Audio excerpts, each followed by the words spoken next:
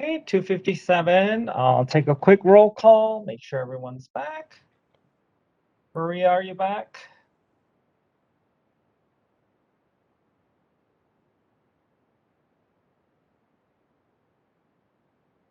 Maria?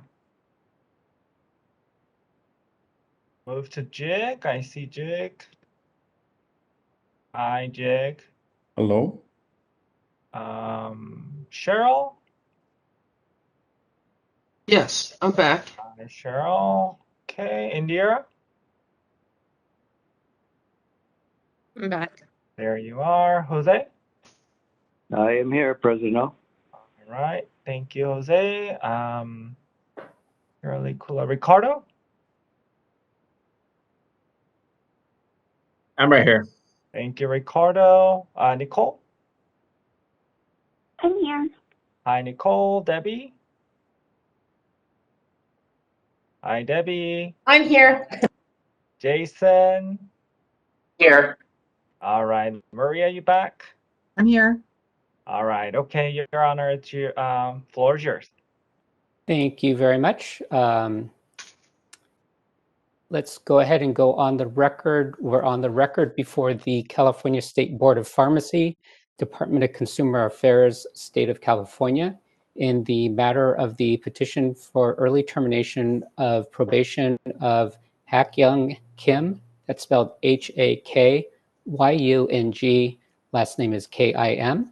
It's agency case number 5747 OAH number 2022-030-325. My name is Corin Wong. I'm an administrative law judge with the Office of Administrative Hearings, and I've been assigned to preside over this matter with the board. In order to establish a quorum of the board for the record, I request that each member respond audibly after his or her name is called. Mr. President? I'm here. Madam Vice President? Present. Mr. Patel? Here? Ms. Butler? Here. Ms. Cameron Banks? Present. Mr. De La Paz? Present, Your Honor. Mr. Sanchez? Present. Dr. Tebow? Present. Ms. Veal? Present. And Mr. Weiss? Here. All right, let the record reflect that a quorum is present. Next, if I can take the appearance of counsel, starting with the Deputy Attorney General. Good afternoon, Your Honor. I am Deputy Attorney General Christina Jarvis, and I am appearing on behalf of the Attorney General for the people of the state of California. My role is not adversarial, but it is intended to protect the public interest. Good afternoon. And Mr. Kim, are you present? Yes, Your Honor. And do you have your counsel with you? Actually, Herb Weinberg is no longer representing me, so I'll be doing this by myself. Okay. Did you hear the previous matters? Yeah, I was here throughout the entire previous cases, so I was listening in. Okay, very good. So we'll follow the same procedure, and that is Ms. Jarvis will give a summary of the discipline history of your license and introduce the petition packet. And then we'll turn it over to you to provide any testimony you would like to provide. Do you have any additional documents other than what you presented with your petition that you wanted to have marked and admitted? No additional documents. I just have a personal statement that I drafted that I will be presenting after you guys speak. Yeah. Of course. Yeah. And did you have any witnesses you wanted to call other than yourself? No. Okay. And so I just remind you, when you go over your statement, keep in mind that when we're reading something that we've already written, it's often very common for us to speak faster than usual. Just keep that in mind and try to keep the pace of your testimony at a slower speed. The board members and I will appreciate that, as well, Ms. Jarvis. Okay. Sounds good. And then I'll remind you again before you start your testimony, but keep in mind that what the board is most interested in hearing about is rehabilitation, any rehabilitation you have undergone since the discipline of your license. Okay? Got it. Thank you. Do you Your have any Honor. questions? No. And if you have any later on, please do not hesitate to ask. Got it. Thank you, Your Honor. All right, Ms. Jarvis, your summary statement or documents. Thank you, Your Honor. This matter arose via the denial of petitioner's intern pharmacist license application. A statement of issues was filed, and petitioner entered into a stipulated settlement and disciplinary order effective September 23rd, 2016, by which his application was granted. Petitioner was granted an intern license, or the intern license would be issued, then immediately revoked. The revocation was stayed, and then the term of probation for that was 5 years. It should be noted the dates are a little bit odd in this case because petitioner was initially placed on probation and issued an intern pharmacist license in 2016. However, he consumed alcohol in violation of his probation term, which he admitted to his probation monitor, and his intern license was suspended and ultimately canceled in March of 2017. Petitioner was then issued a new intern pharmacist license in January of 2018 under the same terms and conditions of probation that he had initially agreed to in 2016. And his actual pharmacist, RPH license, was issued on September 15th of 2021. It is my understanding, based on the dates herein, that his probation is therefore currently scheduled to terminate in 2023. But there may be additional tolling periods that I'm not currently aware of. But that's the dates as far as I could ascertain them from the file. However, petitioner has served a full 3 years of probation and is eligible to petition for early termination. Now, the causes for the denial of licensure were that on or about October 26, 2009, petitioner was charged with possessing 1 ounce of marijuana or less. Those criminal charges were later dismissed by the Los Angeles County Superior Court. Then, on or about May 6 of 2014, in San Bernardino County Superior Court, petitioner was convicted of possession of 1 ounce of marijuana or less and was fined $510. Petitioner has satisfied the criminal court judgment in full. Now, the specific causes for discipline were conviction of a crime pursuant to the then in effect, since changed, Business and Professions Code Section 480, violation of a statute regulating controlled substances pursuant to Business and Professions Code Section 4301, Subdivision J, in that under the Health and Safety Code, marijuana is a Schedule I controlled substance, and then conviction of a crime substantially related to the practice of pharmacy under, again, Section 480. Now, with his petition, petitioner also provided a personal statement where he states that he has done a lot of work on himself over the past several years. He is in recovery and has many years of clean tests, and he intends to maintain emotional and physical sobriety while serving his community as a pharmacist. Please note that petitioner's petition was filed in May of 2020, nearly 2 years ago. So petitioner can address what's happened essentially since the petition was filed, since May of 2020. Unfortunately, there was simply a long gap between when that was filed and when we're here. So I presume that his recovery has continued, but I would like him to address that. Petitioner also provided a letter from a licensed marriage and family therapist regarding the mental health services he has sought in order to work on developing healthy coping skills, acknowledging his triggers, and communicating well with his support system. He also provided his resume, an unofficial transcript from pharmacy school, a certificate of successful completion of an outpatient recovery treatment program, proof of completion of the ethics course required by probation, and then 4 letters of recommendation, all of which were verified by board staff. The letters of recommendation include 3 from pharmacists and 1 from petitioner's sponsor. The letters all state that petitioner is remorseful, a person of integrity, sincere, professional, passionate, and honest. Additionally, one of the letters, correctly, notes that petitioner's actions would not be considered crimes in the state of California today. And to that, I will add that not only has the law regarding marijuana use and possession changed such that petitioner would likely not be arrested or convicted for such use today, additionally, Section 480 of the Business and Professions Code, as I referenced earlier, has changed so that it is unlikely that petitioner's application would be denied if he were applying today. At this time, petitioner has been 100% in compliance with his probation terms, and it is the recommendation of his Maximus clinical case manager that he would benefit from completing the Maximus program. Exhibit 1 is the petition packet consisting of the documents just identified and including the notice of hearing, the agreement to electronic recording, and a memorandum to the board, which at this time I would move to admit. Those documents will be marked collectively as Exhibit 1 for identification. Dr. Kim, any objection to Exhibit 1 being admitted for all purposes? No objections, Your Honor. Thank you. Exhibit 1 is so admitted. Thank you, Your Honor. And Exhibit 2 is the underlying decision and order in this matter, which at this time I would move to admit.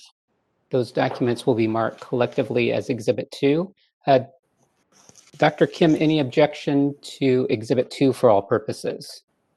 No objections, Your Honor. Thank you. Exhibit 2 is so admitted. Thank you, Your Honor. Then I will cede the floor to petitioner. Thank you. Dr. Kim, if I could have you raise your right hand, I'll go ahead and swear you in. Do you solemnly swear or affirm under penalty of perjury that the testimony you will provide in this matter will be the truth, the whole truth, and nothing but the truth? Yes, Your Honor. Thank you. You may put your hand down. If I could have you start by stating and spelling your full name for the record, please. My name is Hakyung Kim. It's spelled Hakyung, last name Kim.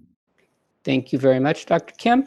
So I'll allow you to start your testimony whenever you're ready. But first, I just want to remind you that what the board is most interested in is hearing about any rehabilitation you have undergone since your license was placed on probation. And I just want to make sure, Dr. Kim, did we lose you? I'm still here. Can you guys hear me? Yes, we could hear you, but there you, okay, you're back. We were able to hear you. We just lost your camera for a little bit. But were you able to hear me the whole time? Yeah, I could hear you pretty well. Very good. Okay, so whenever you're ready. Okay, sounds good. Thank you. Hello, everyone. My name is Hakyung Kim, and I first wanted to thank all of you for giving me the opportunity to present my petition for early termination of probation. My previous marijuana possession offenses in 2009 and 2014 led to the probation of my pharmacy intern license in 2016. However, not too long after I entered the Maximus recovery program, I failed a drug test and had to drop out of school to attend inpatient care at the social model recovery systems. Due to my intern license being invalid for not being a student, I was dropped out of the Maximus program and had worked as a server at a barbecue restaurant for the next 2 years. I would consider this period to be the lowest point in my life. However, I soon realized that I was in denial of my abuse of substances and did not work the program, leading to my relapse.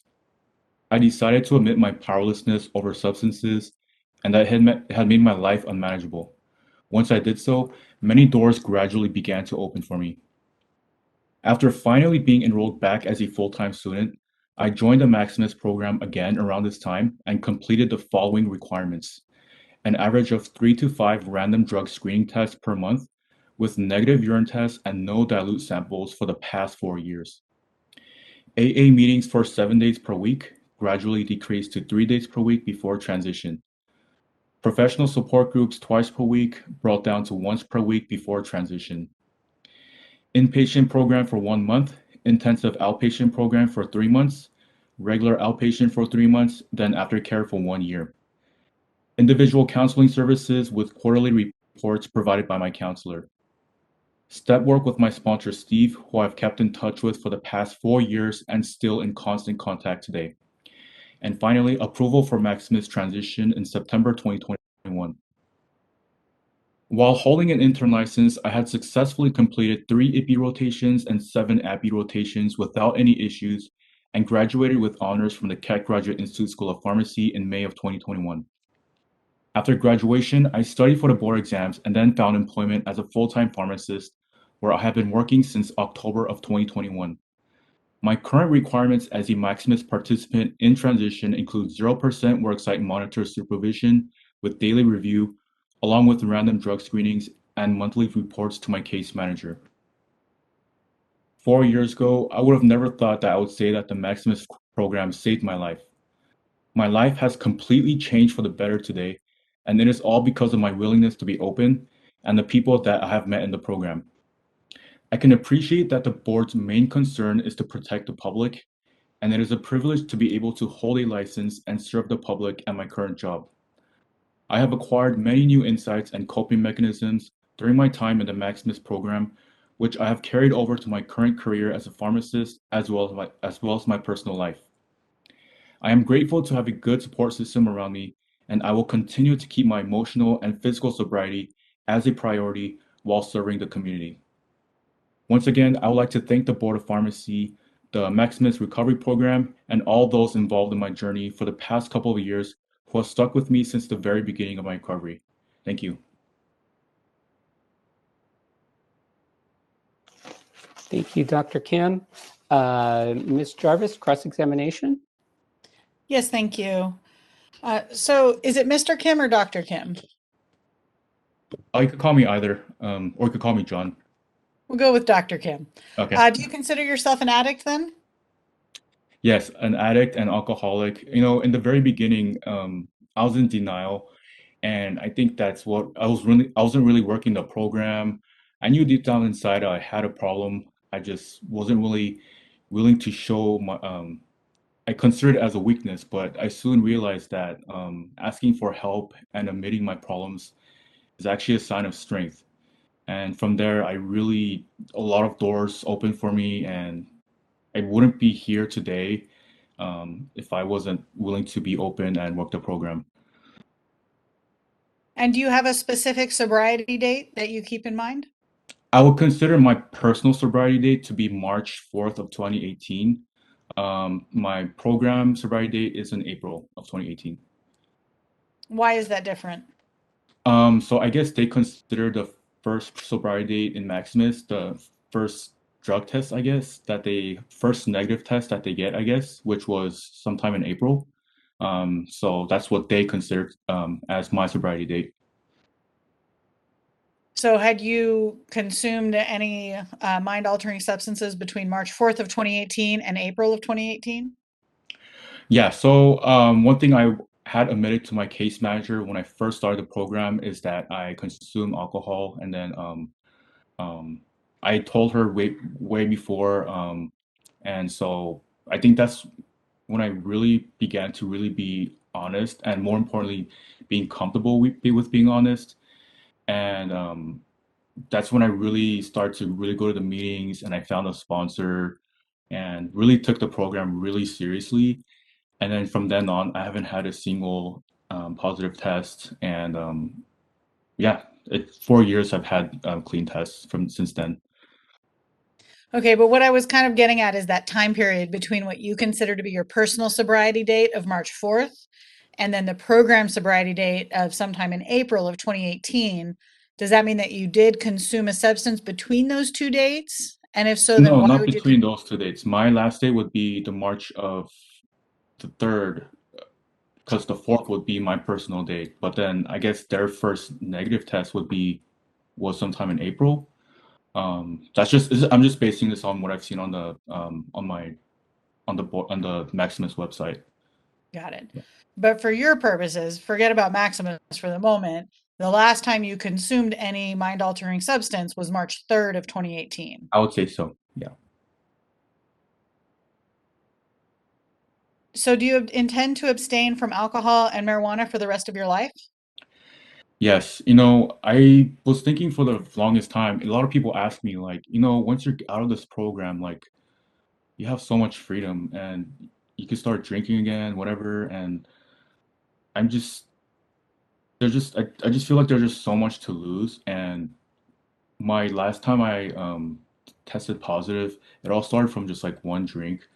So really, if I just go out for a drink and just drink once, I could literally go back to square one. And I just don't want that to happen again. I just have so much to lose, and I don't know. I have such a good support system now, and I don't want to disappoint them. I don't want to disappoint my family, and I just think that my life sober is so much better. So no, I don't plan to use. Now, at the time of your conviction, I guess, because the 2009 did not result in conviction, but in 2014, that is, from the way we look at it today, from 2022, a fairly minor conviction. But would you say that there were underlying sort of personal issues that you were maybe in denial of or not accepting at that time? Yeah, I get asked this before. For the longest time, I was in denial because I'll just tell myself, it's just weed. Like, I'm not doing a hard drug.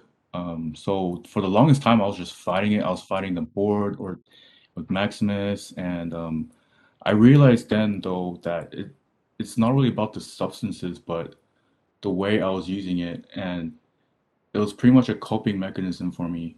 So, and I don't know why it took me such a long time to realize that, but it really isn't about the substance. It's just there was like an underlying issue with me that I had to work with.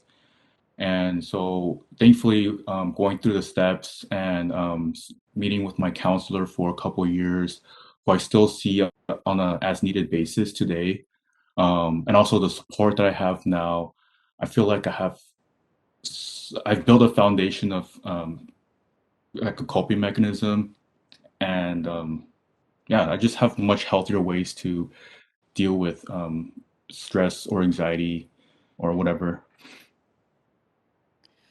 And if you were to be released from probation through this process, what would be your future plans? Why do you want to be released? So the reason why I want to be released is first is the cost. Especially when I was a student, I wasn't really making money. I was having trouble finding employment, and I was having to pay for the drug test and then the monthly fees for Maximus, my support groups. So I kind of, well, now since I found a job, I've doing a payment system with Maximus, but it does get kind of costly. And another thing is, like others have mentioned, I'm pretty restricted on like if I were to experience like an emergency. I have a lot of family abroad, and I always have to. I feel like I always have to stay around to and be prepared to test. And with like my relatives getting older, um, I just never know when I would have to fly out somewhere. And during those times, those areas might not have places to test. So that's another major reason why. Okay, thank you. I have no further questions, Your Honor. Okay, thank you. Dr. Kim, is there anything else you would like to say on your behalf? No, Your Honor. All right, thank you. Let's turn it to the board for any questions. Mr. President? Thanks, Your Honor. Thanks, Dr. Kim. Thanks for joining us, and congrats on your sobriety again. Just for my curiosity, I'm not trying to waste everyone's time, but I just like to hear your story a little bit more about what happened to you while you were in school, what got you to drop out, what caused a dropout, and then how you Yeah, got that's a good back. question. And then So go ahead. I think it was my second year of pharmacy school, if I remember correctly, is when I first entered the Maximus program. And then I think I was in the program for like a month, maybe less, or a little less than around there, like a month. And then I I tested positive for alcohol. They pulled me out of rotations, and then I couldn't continue with school. So, and no, the reason why is because they sent me to inpatient, and because of that reason, I couldn't attend school. And so, because I was in school, they invalidated my intern license, and you need a license to be in Maximus. So, which is the reason why I had to take a break. And then, yeah, and during those years, I just had to work as a server and eventually pick myself back up. and resumed school about 2 years later. So the school was willing to bring you back and let you finish. Yeah, they were willing to. They were fully supportive. It was just, I think, the timing issue of when I applied for the license. It took a while for the board to get back to us, and it's just the timing was just really off. And so getting back to school wasn't like a smooth. It didn't go like it wasn't like an easy process. There's a lot of waiting involved. So that took a lot of time. Okay. And then what do you do now? Do you work? I think I heard you do work. Yeah, I've been working since October for a compounding pharmacy in La Habra. It's called Central Drugs. So I've been working there and I love it. I never imagined that I would be working at a compounding pharmacy, but I love what I'm doing. There's a lot of clinical involved. So yeah, I just love what I'm doing and I want to continue at my position and get better at what I do. And yeah. And are you under what percentage supervision are you under required by the probationary terms? I just very recently got approved for 0% supervision with daily So daily. review. Okay. All right. Yeah. Okay. And just to confirm, are you aware when your probation would be over? I couldn't really extract that because of the complexity of transitioning from Yeah. intern So to pharmacist. it's supposed to be the 5-year mark would have been January of 2023. Okay. Yeah. Okay. No further questions. Thank you and good luck. Thanks. Madam Vice President, any questions? I have no questions, but to congratulate Dr. Kim for his sobriety. And thank you for sharing your story. I think it's easy to see how a bad decision can lead to your future. Thank you. Thank you. Mr. Patel, any questions? I just wanted to congratulate Dr. Kim on his sobriety and representing himself. It was awesome. Thank you. Ms. Butler? I also would like to congratulate Dr. Kim and just mention that I was really impressed with the letters that was written on his behalf and speaking of what he's been doing and the difference that he's made. So thank you again. Ms. Cameron Banks? No question. Mr. De La Paz?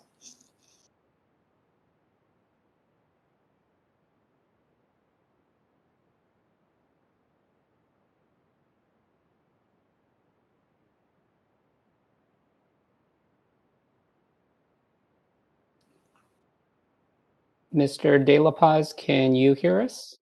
Can you hear me now? Yes.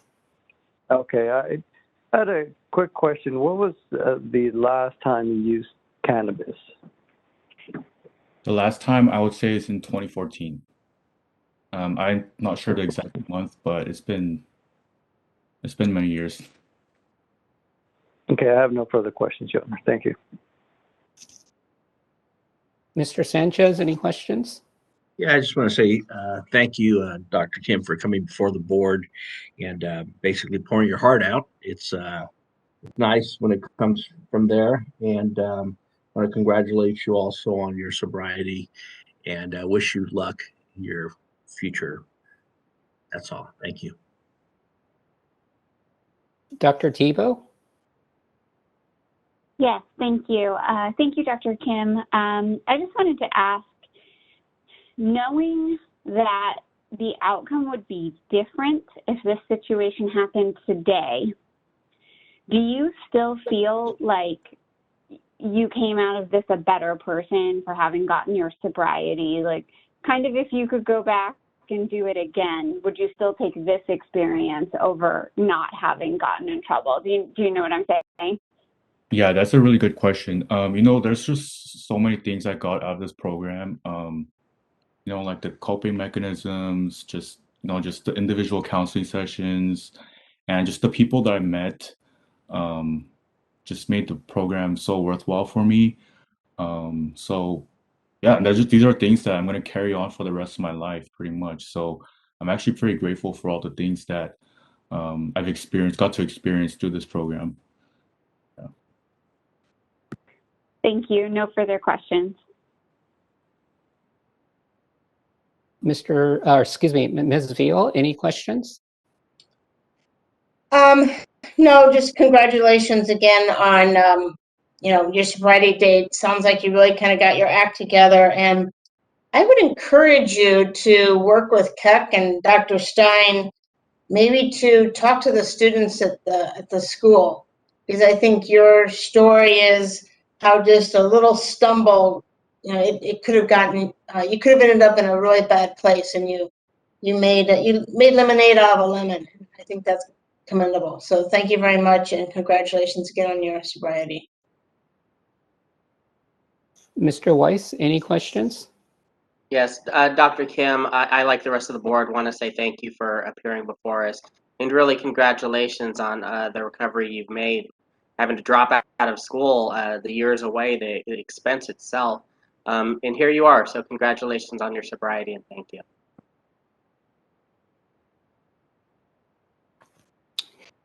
Right. I believe I've gone through the board, but in case any members have thought of any subsequent questions, are there any further questions from the board?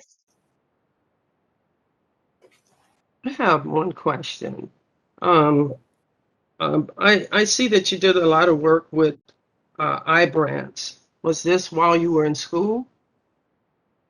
I'm sorry, a lot of work with what? Ibrance for breast cancer? Yeah, it was just a little side project that I did with one of my professors, which ended up falling through.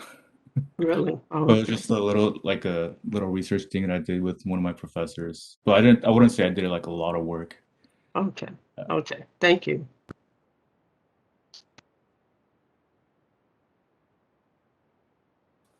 Any further questions from any members of the board? Okay, hearing none, thank you very much for your testimony, Dr. Kim. You're excused as a witness, and then we will switch to closing arguments. Ms. Jarvis. Yes, thank you, Your Honor. Just very briefly, the Office of the Attorney General sees no risk in terminating this probation term early, but we'll leave this up to the judgment of the board. Thank you.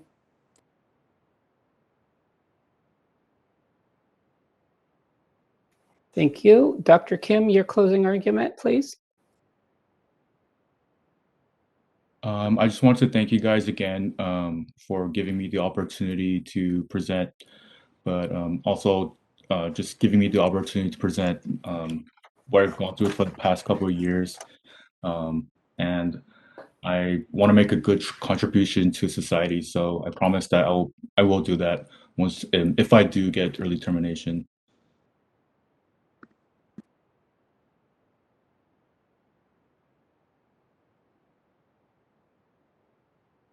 All right, thank you very much, Dr. Kim. That concludes this hearing. And as you may have heard me say with the other petitioners, the board will deliberate over your petition during closed session later on today. So we will not issue a decision today, but one will be issued at a later date by mail. Okay, do you have any questions? No, Your Honor. Thank you very much, Dr. Kim, and we are off the record with regard to this matter. Dr. O, or Mr. President, shall we proceed to the final matter, or does the board wish a short break? I think we just proceed. One more to go. Let's do it. All right, very good. So the final matter is Vishal B. Purohit. Dr. Purohit, are you on the call with us or on the program with us? Yes, I am, Your Honor. Very good. And are you represented by counsel still, or are you appearing on your own behalf? I'm appearing on my own behalf, Your Honor, today. Thank you. Okay. And did you hear the other matters in terms of the procedure for the hearing? Yes, I did. Okay. Do you have any questions? No Okay. questions at this point. If you have any questions or any questions arise later on, please let me know. Ms. Jarvis, if you would like to provide your summary or documents. Yes, thank you. And I'm going to start from my introduction. I am Deputy Attorney General Christina Jarvis. I am appearing here on behalf of the Attorney General for the people of the state of California. My role is not adversarial, but it is intended to protect the public interest. This matter arose via an accusation and petition to revoke probation against Petitioner's pharmacy and pharmacist license. There is quite a bit of process here. So again, if there are questions on dates, if I start going too fast, please do not hesitate to ask when the appropriate time. So Petitioner was the sole owner and the pharmacist in charge of the pharmacy Santa Clara Drug, known as the Compounding Shop. In 2013, an accusation was filed against Petitioner and his pharmacy, which ultimately resulted in a stipulated settlement with the board, placing Petitioner on probation for 5 years. Then, on January 14th, 2016, the operative pleading in this matter, the first amended accusation and petition to revoke probation, was filed. That matter proceeded to an administrative hearing on April 4th, 5th, and 13th of 2016. The result of the administrative hearing was adopted by the board, and both Petitioner's personal and pharmacy licenses were revoked effective July 29th, 2016. Since Petitioner was the sole owner and the pharmacist in charge of the pharmacy, I will refer to them both collectively as the petitioner, since all actions taken by the pharmacy are imputed by law onto the petitioner, whether or not he was actually physically taking a hand in them. It has been more than 5 years since this revocation, and so the petitioner is eligible to petition for reinstatement. The causes for discipline in the first accusation, so the one initially placing Petitioner on probation, were that in 2013, Petitioner compounded sterile injectable drug products without a license to do so. Petitioner also compounded multiple batch-produced sterile injectable products from non-sterile ingredients and then released those products for sale or administration to patients without the appropriate testing. Petitioner failed to make and retain records for multiple batch-produced sterile injectable drug products. He failed to complete a self-assessment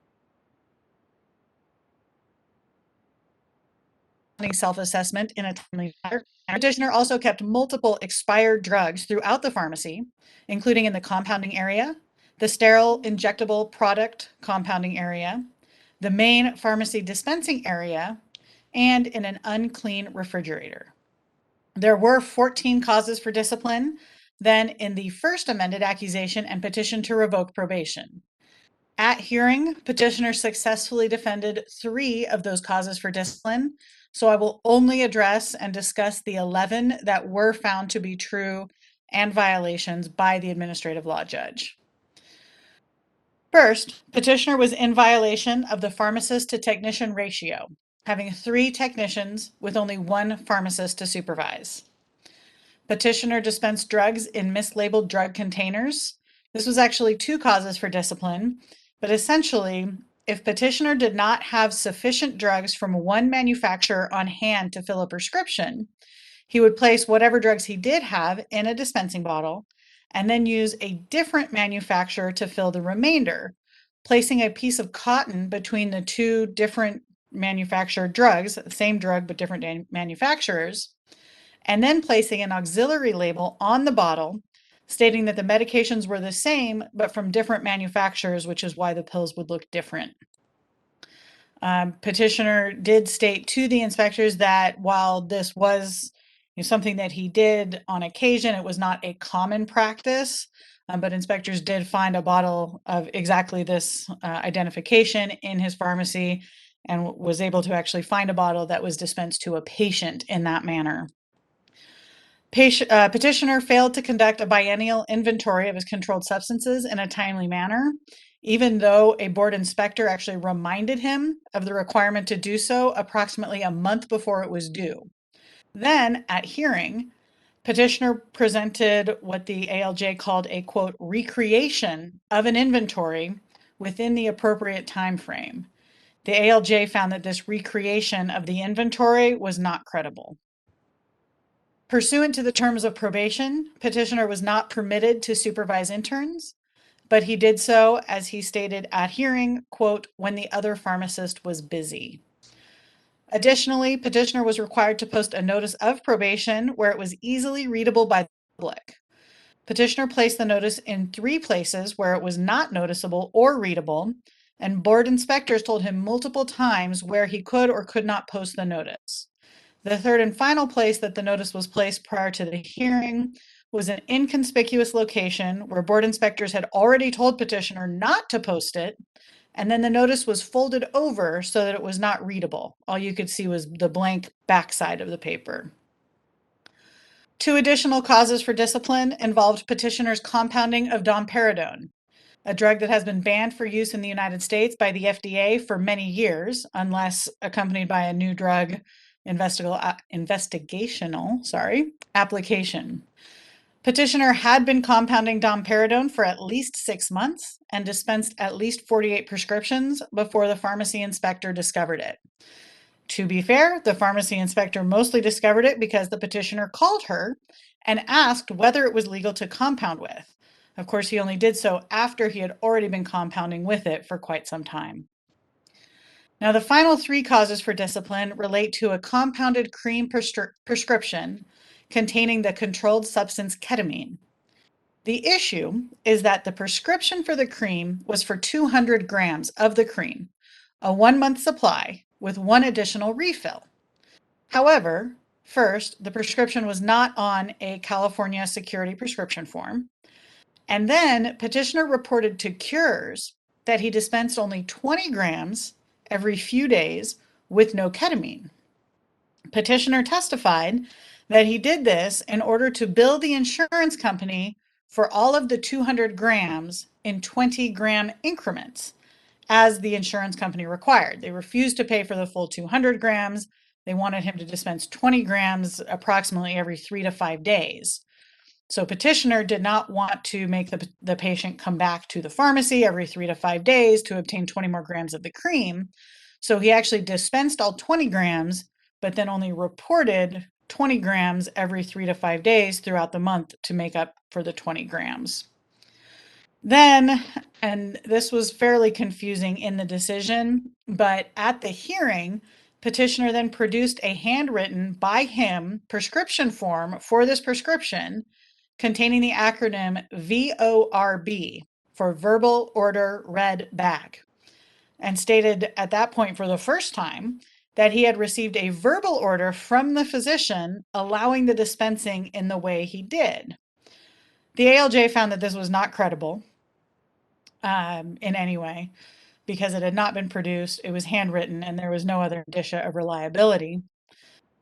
But additionally, Petitioner testified and admitted that the Cures report was not accurate as to the dates on which the medication was dispensed or as to the quantity of ketamine, but Petitioner did not agree that he had submitted inaccurate information to Cures, and he believed that the Cures report was inaccurate, just inconsistent. The ALJ appeared to be confused by this testimony, frankly, as am I.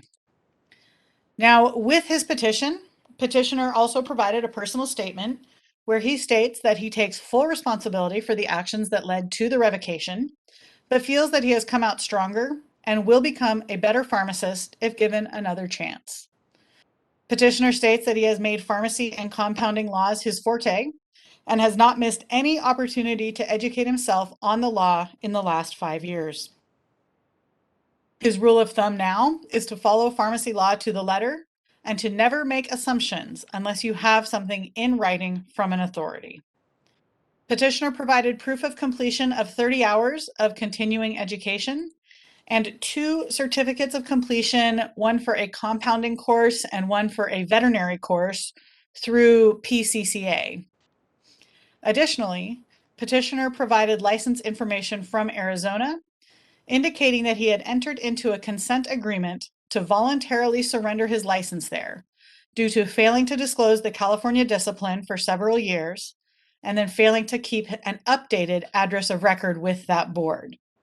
Petitioner also provided license information from Oregon, indicating that his license there lapsed in 2013. Petitioner submitted 4 letters of recommendation, and all 4 were able to be verified by board staff. Interestingly, on PDF page 38, we can see what appears to be a fill in the blanks recommendation letter with only petitioner's name filled in handwriting, which really makes me wonder who actually wrote this letter. But then on page 37, there is the exact same letter, this time entirely typed. Now, again, this letter was verified by board staff. The author did say that they wrote this letter. So I really don't know what to make of this. It appears that potentially petitioner's attorney at the time was trying to help the author of this letter with what to say. Otherwise, the rest of the letters are all fine. They all state that they support reinstatement and that petitioner is trustworthy, bright, honest, caring, professional, and an asset and resource in the field of pharmacology. So at this time, I would like to move Exhibit 1 as the petition packet consisting of all of these documents just identified, and then also including the notice of hearing, the agreement for electronic recording, and a memorandum to the board. So I have to apologize. I realized I did not formally call the case at the beginning. So let me go ahead and do that just for the record first.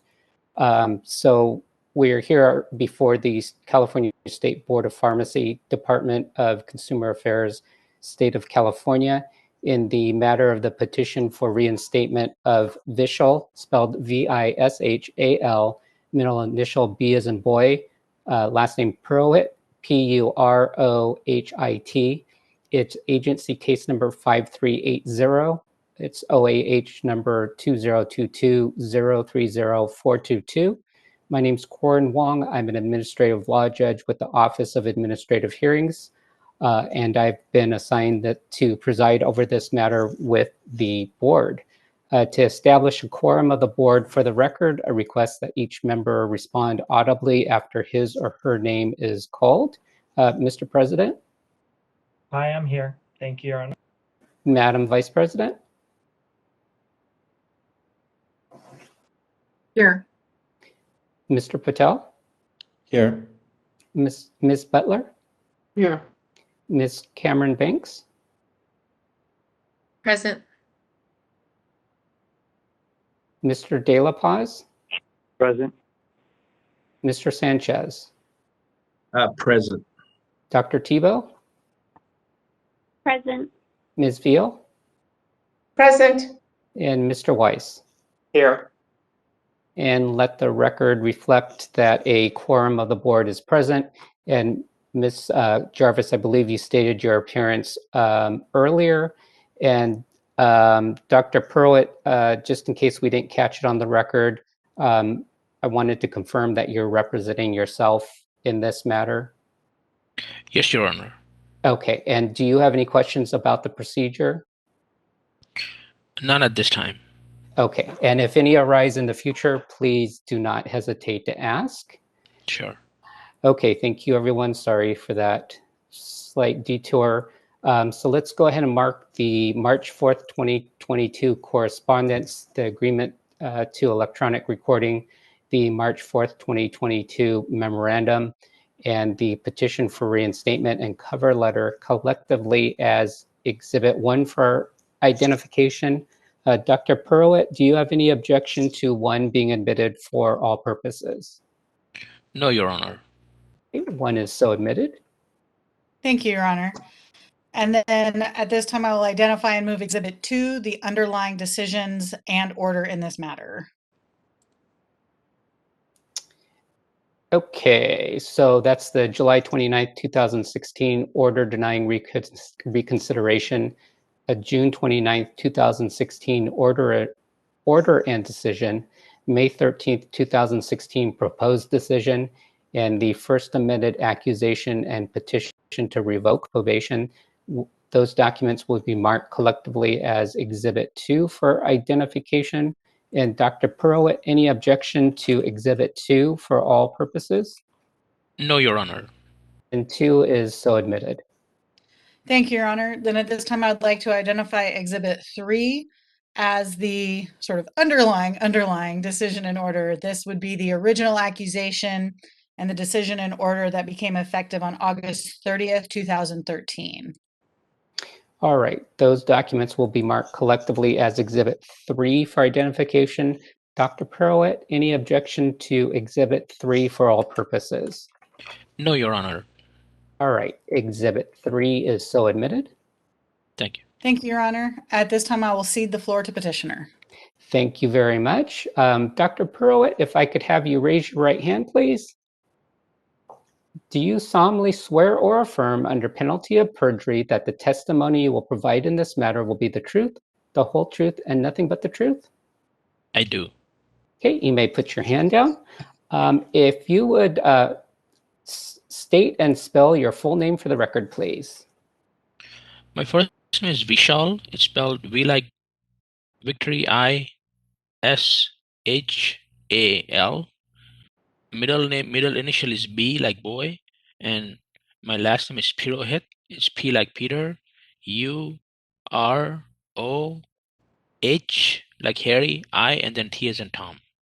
Thank you very much. And as I mentioned before, what the, or I think I mentioned it before, if I didn't, I apologize. What the board is most interested in hearing about from you is any rehabilitation you have undergone since your license was revoked. So with that in mind, whenever you're ready, you may begin. Thank you. First of all, I'd like to thank you, Your Honor, for listening, and all the respected board members and the board president and everyone. Thank you for your time. Gosh, where to start? I think, I always thought, I'm learning life lessons, and I always thought there are three best ways to learn it. I'm a voracious reader. I read mostly autobiographies. And I thought that's the best way to learn, one of the best ways. The next is you learn from other people's experiences. And last, which is not the best way, you learn from your own mistakes, which are very, very hard way to learn. And that's what happened here when my personal pharmacist license was revoked. And it sticks with you. And it's whatever your deeds, you have to pay for them. And they say you reap as you sow. Briefly, Your Honor, I have spent my life behind education. My education started in India, as a bachelor's degree, one of the best schools in India. I came to United States. I pursued my master's in pharmacology. Then I pursued my PhD in pharmacology. Master's was at St. John's. PhD was at University of Arizona. And I pursued Doctor of Pharmacy degree, which was non-traditional PharmD degree from University of Colorado.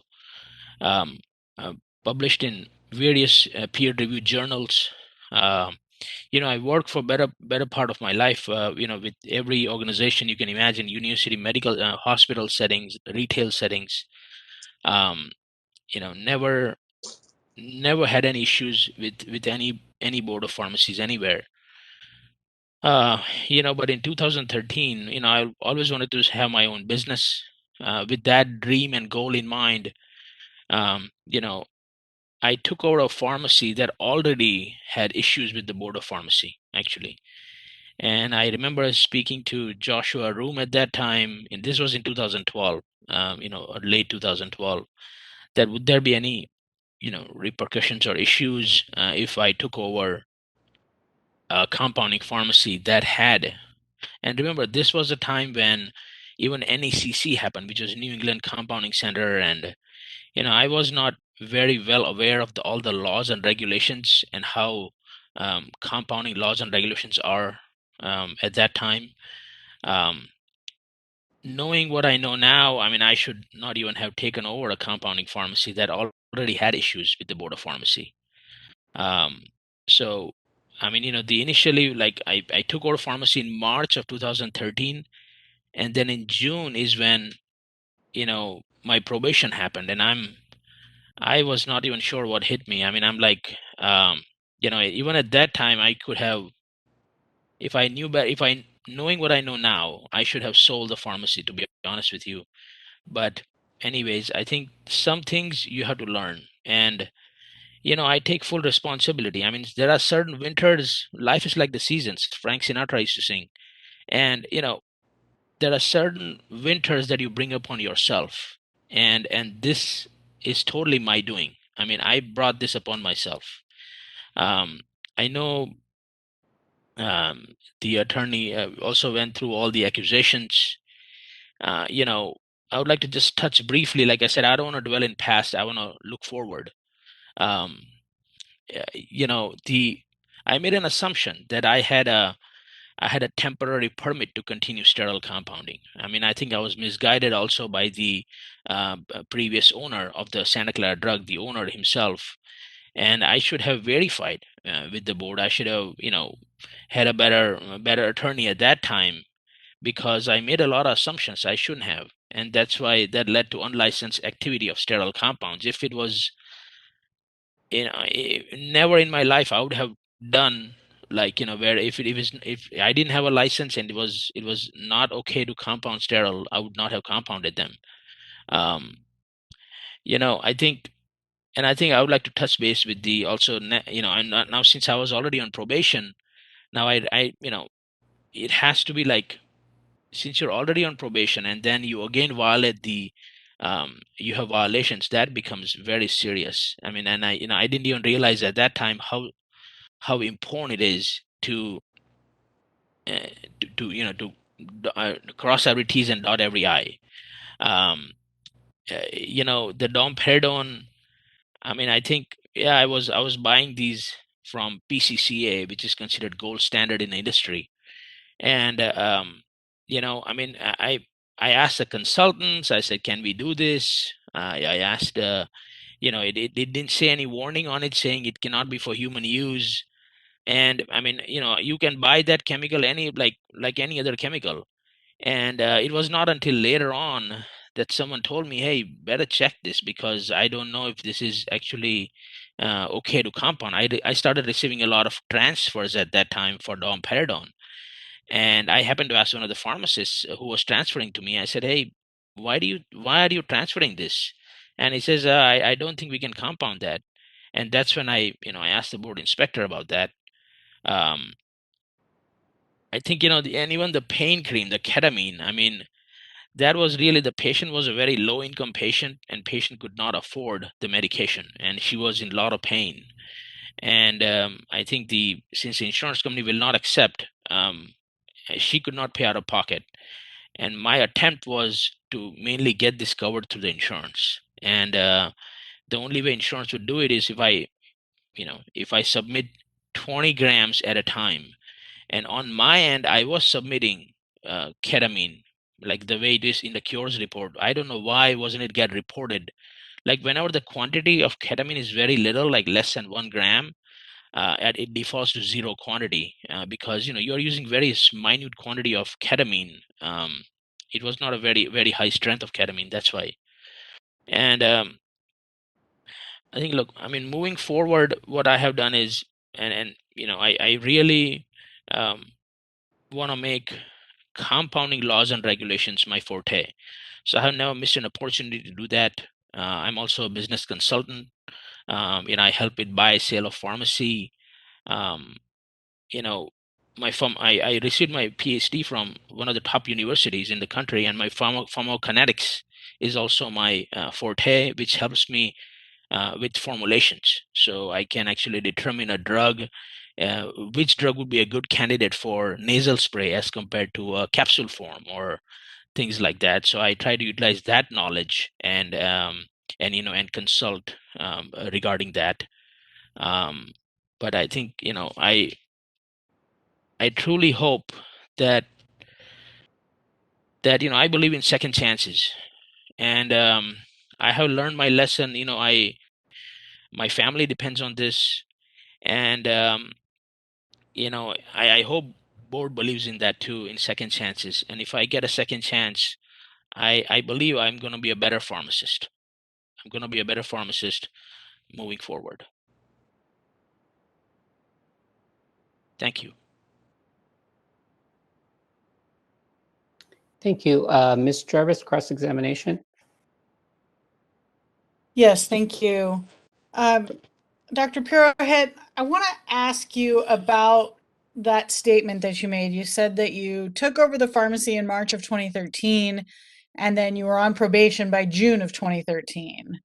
The probation was actually not effective until, I think, August, but you probably signed the stipulation in June of 2013? Yes, and I think my pharmacy was closed actually also. So don't quote me on the dates exactly, but I know, yeah, June is when I would have signed it. Yes, probably. Okay. And I do see that you took over the pharmacy, you received your pharmacy permit in March of 2013. And then you said that you relied on somebody else's representation that you could do sterile compounding without a sterile compounding license. Explain that to me. So with the, so for sterile compounding, you need a separate license. It's not the same license as a retail pharmacy license. So whenever there is a change of ownership, for the retail pharmacy, you actually get a temporary permit to operate that license. But for sterile compounding, there is no such thing as temporary permit. Until you will get your own license. You cannot operate under the previous owner's license. So I assumed that there was a temporary permit for sterile compounding also. That was my mistake. And I just took somebody's word for it. I did not verify that with anybody. I did not. And when the inspectors came, they said, no, I mean, you cannot do this unlicensed activity. You are doing unlicensed activity right now. And I was shocked at that time. But I mean, violation is a violation. I mean, it is what it is. Well, okay, but when you apply for your pharmacy permit, you receive something from the board saying this is your temp permit. You receive a permit number. Had Yes. you applied for your LSC, your sterile Yes. compounding license? Yes, and the board had also cashed the check, I think I would say like in December. Okay, but did you receive anything from the board saying that you had a temporary sterile No. compounding license? No, actually, they don't issue a temporary sterile compounding license. That's the thing. Right. That's my point. So if they didn't issue you a temporary sterile compounding license, but they did issue you a temporary pharmacy permit, why did you think that you had a temp sterile compounding?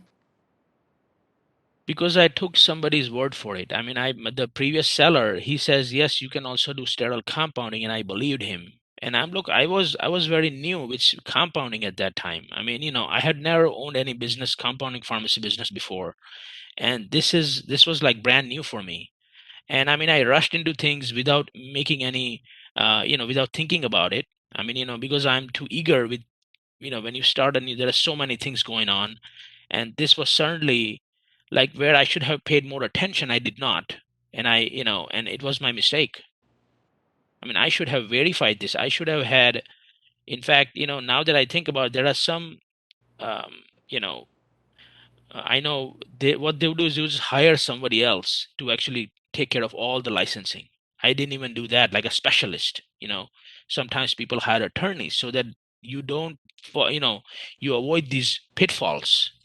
And I didn't do it, and it was the biggest mistake I ever made. I mean, I shouldn't have made assumptions.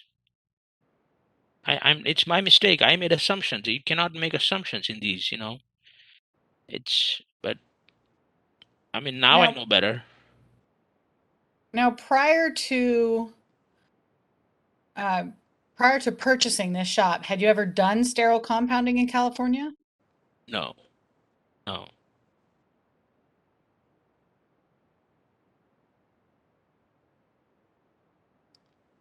And then you mentioned that you believe that you bought this pharmacy that was already sort of not in good standing with the board. That is But are correct. you aware that the entire accusation arose from a complaint received in June of 2013, so well after you had taken possession of this pharmacy? I mean, there was a complaint, I know. Yes. Yeah.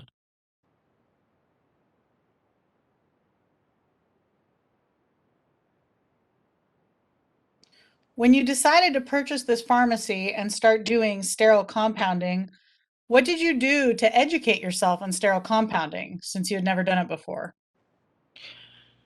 So I have done sterile compounding before. What we don't realize is that, I mean, I have worked for, I mean, the best hospitals in the country. I mean, the University of Arizona Hospital. I mean, I worked there. I worked in chemotherapy. I compounded chemotherapeutic drugs, and you name it.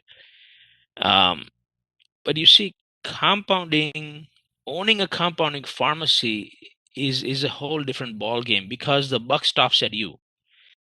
I mean, it's like, you I mean, you come under the impression that, oh, you know everything about sterile compounding. Number one biggest difference is that you are actually doing very high risk compounding, because it's like everything is from non-sterile powder you're converting to sterile.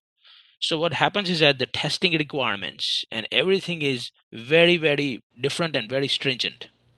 So, when thinking at that time, I'm like, okay, well, I have so much of experience now, because I have, like I said, I worked in, Tucson Heart Hospital, you name it, University of Arizona Medical Center. I mean, I used to compound steriles all night actually, and oversee that. I should check them, but that truly is not enough. And I thought that was enough, but that truly is not enough. You to take on a sterile compounding pharmacy, okay, you need extensive training. You need to be, now that I know that, I mean, I wish I knew that back then, but that by no means was enough. But again, I'm thinking that it was enough, but that's, again, it was not enough. It was not. So, if I understand you correctly, what you're saying is that you had done sterile compounding before, just not in California, but you Yes. had not been an owner and you did nothing to actually educate yourself on what you needed to do as an owner when you became the owner of this pharmacy. Yes, and also high risk sterile compounds. When you're taking non-sterile powders and they're using that's very high risk. Okay, that I had not done. In my mind, since I have done, almost 10 years, I mean, I did that sterile compounding at least 8 years, working for different hospitals and things like that. But that is not enough.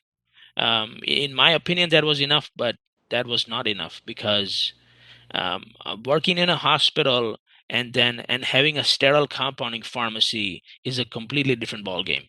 Number one difference being that in the hospitals, patients are going to use up drugs right away. Like, as soon as you mix them, they are used within 24 to 72 hours. With compounding, that's not the case. So the regulations needed, the testing requirements that are needed are completely different. Of course, I know now that, like, really well, but at that time I did not know. And then after that initial accusation, you were placed on probation and you essentially had a board inspector. It sounds like there fairly frequently that you could ask questions of in regards to your probation. But you still were not able to completely come into compliance. Why is that? Yeah, and I think regarding the violations did happen once, okay? And I was under the impression that, okay, if they point it out and I fix it, I mean, it's fine. However, it doesn't happen that way. If the violation happened once, it means it's stuck with you till the end of time. It means it happened. That's it. So after I was on probation. We were not doing any sterile compounding, so sterile compounding was out. Um, yeah, pharmacist technician ratio. It did happen. It did happen once. After that, it never happened during subsequent inspections. Um, but yeah, I mean, these were with different visits. There was one violation too, and then they all accumulated, and it ended up where it was. They were not all found in one inspection. They used to point it out, I fix it, but again, a violation is a violation.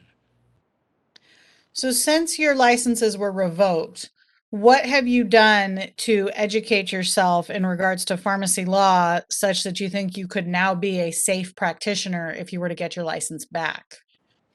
Yeah, so what I have done is, first of all, the biggest actually source of information is Scripps is very good. That's on the board website. There is also, you can look at the accusations of other people, and you can review the accusations. It's posted on the website, the disciplinary actions that have been done, and then it actually, and I'm a regular reader of that. I really try to understand what happened here with these regulations, how that was a violation, and how that can be remedied. I also attend the CE courses for the law. I have done that quite a bit, and just staying with the PCCA has a lot of PCCA is Professional Compounding Standards of America. They have a lot of regulation and law Cs that we can do, and I think just keeping up to date with those. Now, in your petition, Board and website, of course. Yes. I just want to clarify your position or your feelings on this. In your petition, you mentioned that the domperidone that you were compounding and dispensing, that you received that from PCCA, and PCCA had assured you that it was safe to compound with. So, given that information, then why do you think that PCCA is sort of the gold standard in the industry, or that you should be doing their CEs? I mean, the thing is, it depends on who the presenter is, who is giving the lecture. Actually, PCCA is just sponsoring it. Eagle Analyticals is something that PCCA is involved with, and Eagle Analyticals is, I know Ross Caputo. I mean, he is actually one of the one of the very good, so as to say, sterile compounding expert. So whenever he's there, so I look at the speaker rather than the organization. So I think if it's a good speaker, then I would attend and make sure I get that knowledge. Okay, thank you. I have no further questions, Your Honor. All right, Dr. Purwitt, anything else you'd like to say on your own behalf by way of testimony? I have nothing to say right now, Your Honor. All right, I will next turn it to the board for any questions. Mr. President, any questions? I don't have any questions at this point, Your Honor. Thank you. Thank you. Madam Vice President, any questions? Yes, thank you. I do have a couple of questions. Dr. Purwitt, you mentioned that the original issues were resulting because of your lack of understanding and knowledge. And so that resulted in the original disciplinary action that had a 5-year probation. But I really haven't heard a lot of your explanation of what happened after that and why that second chance wasn't taken at that time, resulting in your revocation, and now you're asking for a third chance. If you can explain a little bit about what happened at that time and what you would do differently now. It's a good question. Thank you. So, yes. So when you can say that second chance, yes, and it for any business, okay. I always say, well, you always need to have someone who can make it and then someone who can sell it. But when it comes to pharmaceutical compounding business, you always need to have a compliance expert with you. And at that time, I like I said, number one mistake is that you can't have any violations. Even while you're on probation, you cannot have any violations. I used to think that, okay, well, if they find one or two things, the board inspector, they say, well, if I fix it, it's fine. That is not the case. Even after you fix it, but that violation occurred while you're on probation. So that's not going away. That's not going away. So number one thing I should have done is, get expert help. That's, and until you yourself become an expert at compounding regulations. So I didn't do that. I did not hire an expert help, and I was trying to learn as you go. It sure happened where from all these experiences now, and with my delving into compounding pharmacy laws and regulations, now I can say I'm very good at compounding regulations. But at that time, I mean, doing this thing on my own was a mistake. I should have had a compliance expert with me who would have actually prevented this even before it happened. I did not have that at that time. And just another question is, I read in your materials that you currently are working on some antiviral pain research projects at Stanford University. Is Yes. that in your role as a PhD in background for research, not using any pharmacy licensure or pharmacy experience? No. Yeah, it's no. It's just my role as a pharmacokinetic expert, where we have I collaborate with Roche Pharmaceuticals.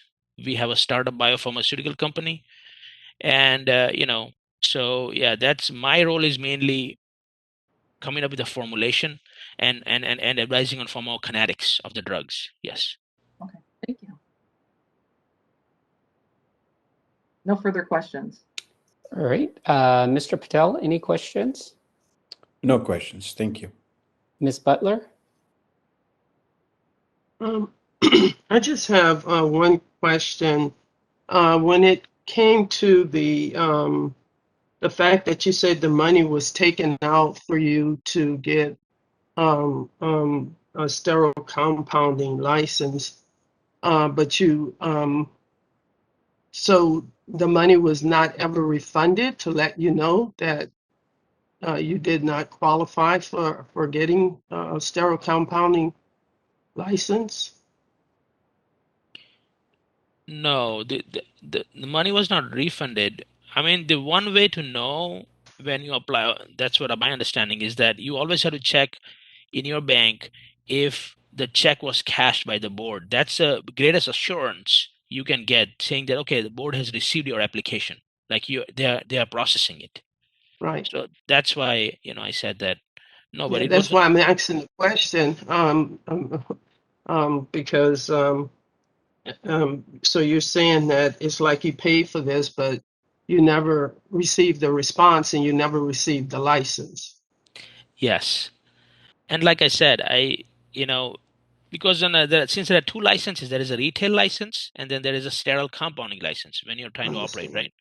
Yeah. Retail pharmacy, you get a temporary permit. Sterile compounding, there is no temporary permit issued. I assumed that since they cashed the check, I already have received it. I mean, I have the temporary permit, but I did not. There is no, board has to come for inspection. After they come for inspection, they say, okay, you are good to go. Without that, you can't do sterile compounding when there is a change of ownership. You have to cease it's fine. You have to stop it until the board comes and says, yes, you are good to go. Okay, but I'm just thinking that if I wrote a check for a service or for a license and I did not receive it, then I would be I would be calling the board to find out why I did not receive the license, or I should be receiving my money back. I did. I tried multiple times. I sent email when you're on call, but I think unfortunately board was very busy. I mean, I did not get like a response in timely fashion, unfortunately. Okay, thank you for your time. Thank you. Ms. Cameron Banks, any questions?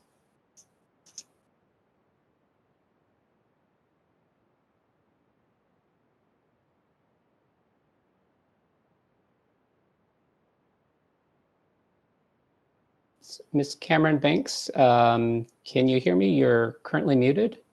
She is actually informing no questions, and she's on the attendees list due to some technical difficulties. Very good. Thank you. Mr. De La Paz?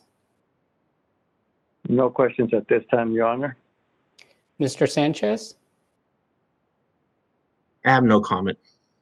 Dr. Tebow? No question. Thank you. Ms. Veal? Yes, two questions. Number one, why do you want your pharmacist license back? It sounds like you are able to work with your PhD. Why do you want your pharmacist license back, and what would you do with it? Good question. Thank you. As you can see, Dr. Veal, I devoted my life to education, and I certainly worked very hard to get the license, pharmacy license. And I think being a pharmacist and being able to utilize my knowledge to help the patients, yeah, even with the PhD, yeah, but I think as a pharmacist, you can actually really make an impact by utilizing this knowledge to help the patients. And you know, I think because that's what puts you directly in touch with the patients. I mean, PhD, you are actually working in the background, which is good.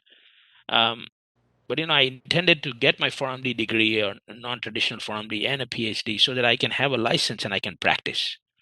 And I would certainly like an opportunity if for a second chance and redemption. And I'll be a better pharmacist. I mean, I can promise you that. So and like I say, I didn't say, but I'm also a nuclear pharmacist actually. With I got my postdoctoral training at Purdue University, and it just so happens I think I could be working as a nuclear pharmacist. I mean, nuclear pharmacy is truly my passion actually.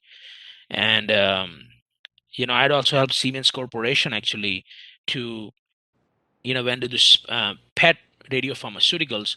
I had figured out a way to actually enhance the production of the fluorine 18. And I really enjoy doing that work, and you have to be a pharmacist for that also. So I think I would like to get back to my nuclear, um, once I get the pharmacy license back. Okay, so I understand, and I know Ms. Jarvis kind of touched on this, but we're all about rehabilitation. So, I think we looked at both, the case in 2013, the case in 2016, and then your request for reconsideration, which means we all looked at it again. So what we're all looking at then, so there's a litany of issues between those two cases. What have you done personally so that you would not have that litany of issues? Because 2013 you had this many issues, and then 2016 maybe not a repeat of those, but then you had another stack of issues. So there was no rehabilitation between 13 and 16.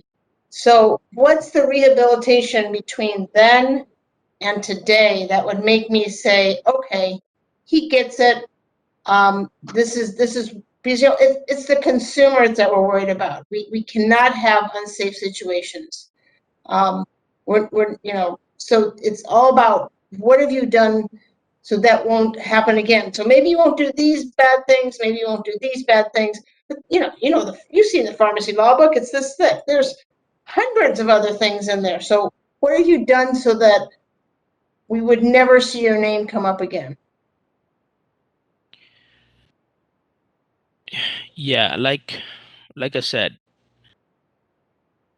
when this happened, it's like, I mean, I don't wish anybody to go through something that I have been through, and when you learn from your own mistakes and your own, so as to say, you bring upon a winter upon yourself, and that sticks with you, first of all, and I realize the mistakes I have made. I mean, these are very serious mistakes. I mean, you cannot, um, like, first of all, like I said, I think my, I'm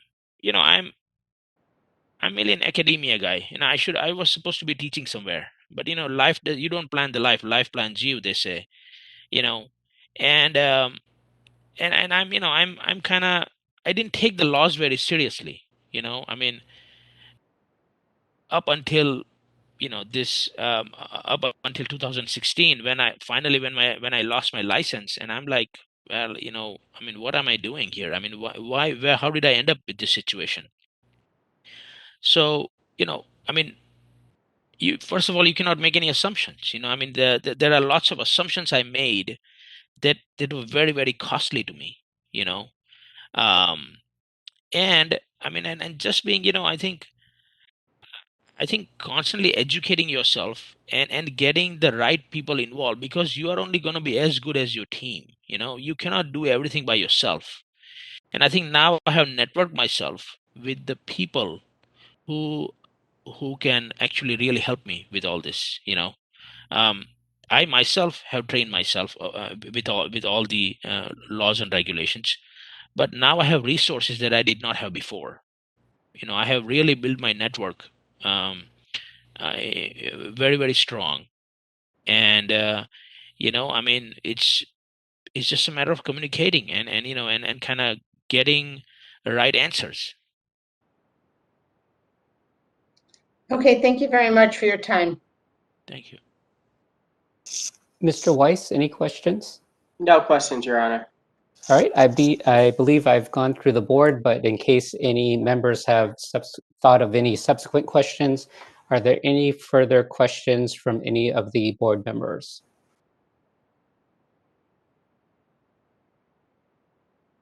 Hearing none, thank you very much, Dr. Pruitt. You're excused as a witness. Do you have any other witnesses you wanted to call on your behalf? I have no witnesses. All right. And did you have any other documents you wanted to introduce other than what Ms. Jarvis introduced? No. Oh, okay, thank you. So Ms. Jarvis, your closing argument? Yes, thank you, Your Honor.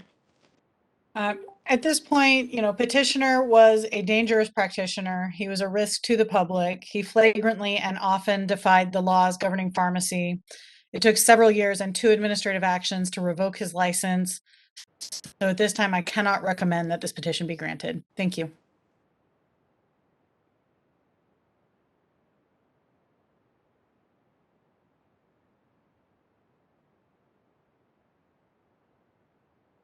Thank you. Dr. Pruitt, your closing argument?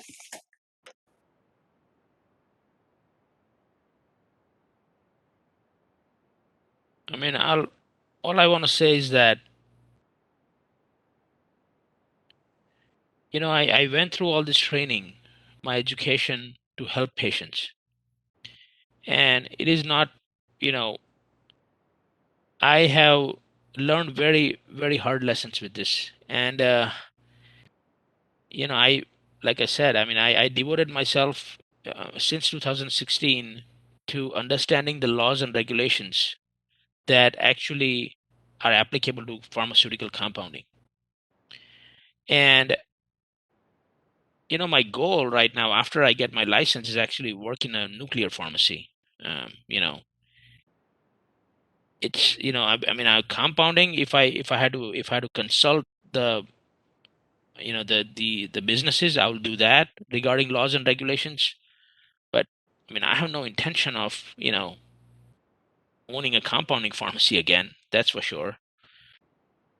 And so I think, and I want to make a living. So I mean, please consider that, because I would like to. I'm urging board, to allow me to resume my practice of my chosen profession.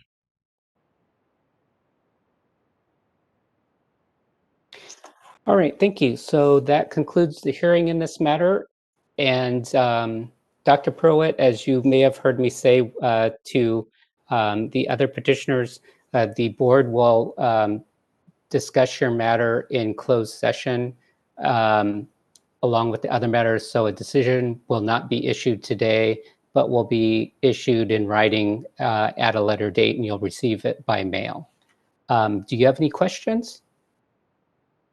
None at this point. Okay, thank you very much. That concludes the hearing, and we are off the record. Mr. President, I will turn the matter back to you. Thank you, Your Honor. We're moving on to closed session. As indicated on the agenda, the board will now move into closed session for the stated purposes indicated on the agenda. Due to technological limitations, adjournment for the day will not be broadcast. Adjournment for the day will immediately follow closed session, and there will be no other items of business discussed. Members of the public, thank you for joining the meeting today. Members, we will proceed to closed session. Debbie has just sent you a new link for you to join on the closed session. So we will see you there. Thank you, everyone. And thank you all for your time and attention today. I appreciate it. Thank you, Ms. Jarvis.